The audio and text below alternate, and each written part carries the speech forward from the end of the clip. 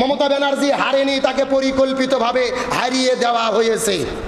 মমতা ব্যানার্জির তৃণমূলকে পরিকল্পিতভাবে ইঞ্জিনিয়ারিং করে হারিয়ে দিয়েছে। কিভাবে দেখেন, নির্বাচনের 2 মাস আগে 90 লক্ষ মানুষের ভোটাধিকার তারা বাতিল করে দিয়েছে। ভারত সেকুলারের কবর দিয়ে হিন্দুত্ববাদ কায়েম করতেছে।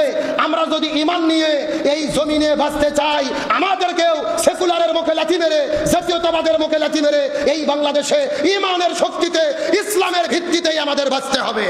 আজকে বিজেপি সরকার নতুন করে ক্ষমতায়, বাংলাদেশের মুসলমানেরা আমরা নতুন করে বিপদে পড়তেছি। ভারতের মুসলমানেরা বিপদে, মুসলমানদের হত্যা করা হচ্ছে, তারা প্রকাশ্যে ঘোষণা করতেছে কোনো মুসলমানদের ভারতে থাকতে দেব না, এদেরকে এই বাংলাদেশে তাড়িয়ে দেওয়া হবে, ভারত থেকে বের করে দেওয়া হবে। ভালো করে বোঝার চেষ্টা করবেন। আজকে তারা বলতেছে আমরা সেকুলার মানি না। মমতা ব্যানার্জি হারেনি, তাকে পরিকল্পিতভাবে হারিয়ে দেওয়া হয়েছে। মমতা ব্যানার্জির তৃণমূলকে পরিকল্পিতভাবে ইঞ্জিনিয়ারিং করে হারিয়ে দিয়েছে। কিভাবে দেখেন, নির্বাচনের 2 মাস আগে 90 লক্ষ মানুষের ভোটাধিকার তারা বাতিল করে দিয়েছে। বলেছে এরা ভারত থেকে পালিয়ে এসেছে, বাংলাদেশ থেকে পালিয়ে এসেছে ভারতে, এরা হলো রোহিঙ্গা, এরা বাংলাদেশি, তারপরে এরা অন্য দেশের নাগরিক, এদেরকে আমরা নাগরিকত্ব দেবো না, ভোট দিতে দেবো না।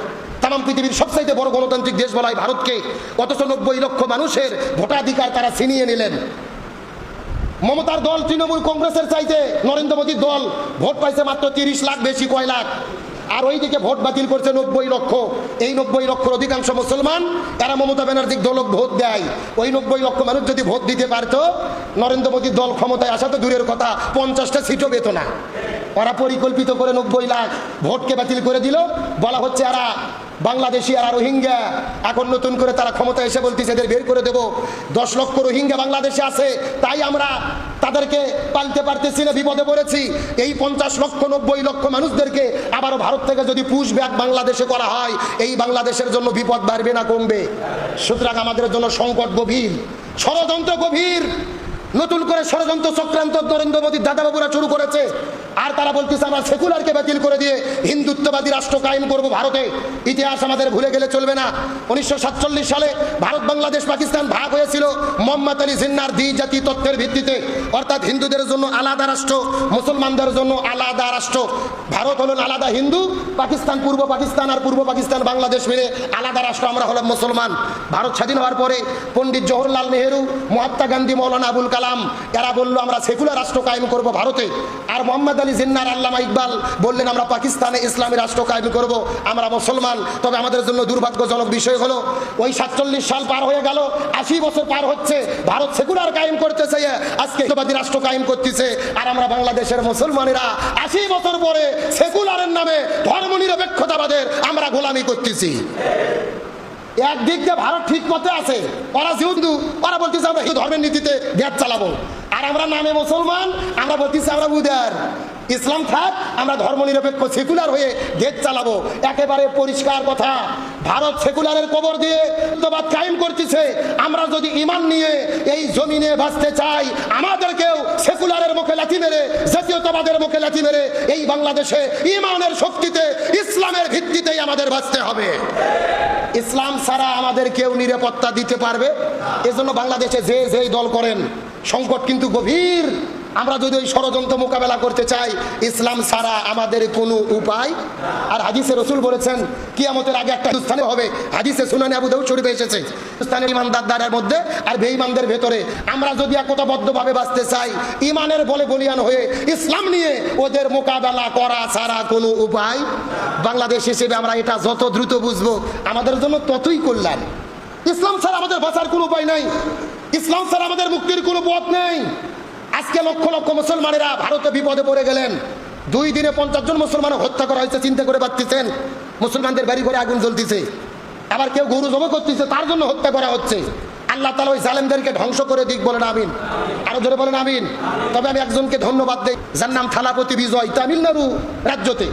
তিনি যদিও অভিনেতা থালাপতি বিজয়, কিন্তু বিজয় হওয়ার পরে তিনি মুসলমানদের সাথে নিয়ে নামাজ পড়ে আল্লাহকে সেজদা দিয়েছে। আল্লাহু আকবার বলবেন না? মুসলমানদের সাথে নিয়ে নামাজ পড়ে আল্লাহকে সেজদা দিচ্ছেন। ভুল বুঝবেন না, যার ঈমান নাই ও নামাজ পড়াও যা না পড়াও তাই, রোজা রাখাও যা না রাখাও তাই। তবে তিনি একটা মেসেজ দিতে চেয়েছে, আমরা বিজেপির মতো মুসলমানদের হামলা করব না, এই ভারতে হিন্দু মুসলমান মিলে মিশে এখানে থাকতে চাই, এই মেসেজ তিনি দিয়েছে। এই জন্য তাকে অভিনন্দন জানাই, আলহামদুলিল্লাহ বলেন। একটা খেলোয়াড় হয়ে মানুষের মন জয় করলেন। তাহলে আমি আপনাদের বলতে চাচ্ছিলাম 3 নম্বর হলেন, 4 নম্বর হলেন রাজনৈতিক ইবাদত। রাজনৈতিক ইবাদতের মূল কথা জমিন যার আইন চলবে তার। জোরে বলেন জমিন যার। আল্লাহর আইন জমিনে কায়েম করা ছাড়া শান্তি, আল্লাহ সুবহানাহু ওয়া তাআলা এই জমিনের মধ্যে শান্তি কায়েম করার জন্য যুগে যুগে অসংখ্য নবী রাসূল দুনিয়ার মধ্যে প্রেরণ করেছেন। আর প্রত্যেকটা নবী রাসূলের মধ্যে আল্লাহ ওই আসমানি গ্রন্থ দিয়েছেন, ঐশী বানিয়ে দিয়েছেন। আল্লাহর বিধান যারা মেনে চলবে আল্লাহ তাআলা তাদের জন্য শান্তি রেখেছেন। সেই কথা আল্লাহ তাআলা কোরআনুল কারীমের মধ্যে চমৎকার করে বলেন, ফামা তাবিয়া হুদায়া ফালা খাউফুন আলাইহিম ওয়ালা হুম ইয়াহজানুন। ফামান তাবিয়া হুদায়া, কোন মানুষ যদি হেদায়েতকে গ্রহণ করে, কোরআনকে গ্রহণ করেন, কোরআনের বিধিবিধান দিয়ে জীবন পরিচালনা করেন, ব্যক্তিগত জীবন থেকে শুরু করে পারিবারিক জীবন, সামাজিক জীবন, রাজনৈতিক জীবন, অর্থনৈতিক জীবন, পুরো জীবনের ভেতরে কোরআনের বিধানগুলো যদি তারা মেনে নেয়, আল্লাহ তাআলা বলেন তাদের জন্য কোনো ভয় নাই, তাদের জন্য কোনো টেনশন নাই। এই জমিনের ভেতরে তারা শান্তিতে বসবাস করবেন। আর আখিরাতের ময়দানে আল্লাহ তাদেরকে জান্নাতের মেহমান বানায়া দেবে। আল্লাহর হুকুম মেনে চললে তাদের জীবনে শান্তি দেবেন কি? আরো জোরে বলেন। যেই কথা আল্লাহ তাআলা কোরআনুল কারীমের মধ্যে বলেন, ফালিয়াবুদু রাব্বা হাযাল বাইত, এই ঘরের যদি কেউ ইবাদত করে, এই ঘর মানে বলেন কাবা ঘর। আল্লাহ তাআলা কত চমৎকার করে ওয়াদা করে বলতেছেন, ফালিয়াবুদু রাব্বা হাযাল বাইত, এই কাবা ঘরের যদি কেউ ইবাদত করে, বন্দেগী করে, দাসত্ব করে, গোলামি করে, কাবা ঘরের মালিকের চিৎকার করে বলেন তো কাবা ঘরের মালিক কে? আরো জোরে বলেন, ফালিয়াবুদু রাব্বা হাযাল বাইত আল্লাযী আত'আমাহুম মিন জু'ইন ওয়া আমানাহুম মিন খাউফ। আল্লাহ তাআলা বলেন যারা কাবা ঘরের মালিক আল্লাহর ইবাদত করবে, আল্লাহ তাদেরকে 2টা পুরস্কার দান করবেন। 1 নম্বর হলো যখন তাদের ক্ষুধা লাগবে আল্লাহ তাআলা তাদেরকে খাদ্য দিয়ে দেবেন। আর যখন তারা বিপদে পড়বে এই বিপদ থেকে আল্লাহ তাআলা তাদেরকে হেফাজত করবে। ফালিয়াবুদু রাব্বা হাযাল বাইত, যেই মানুষেরা এই কাবা ঘরের মালিকের ইবাদত করবে আল্লাহ বলেন আমি 2টা পুরস্কার দেব। আল্লাযী আত'আমাহুম মিন জু'ইন ওয়া আমানাহুম মিন খাউফ, তাদের ক্ষুধা লাগলে আমি আল্লাহ খাদ্য দেব, আর যখন তাদের কোনো বিপদ হবে আমি বিপদ থেকে রক্ষা করব। সুবহানাল্লাহ বলবেন না? তাহলে আমরা যদি আল্লাহর ইবাদত করি বিপদ থেকে রক্ষা করবে কে? আর যদি আমরা বিপদে পড়েও যাই আমাদের মনে রাখতে হবে ইমানদার হিসেবে ইমানদারদের ইমানের পরীক্ষা গ্রহণ করে কে?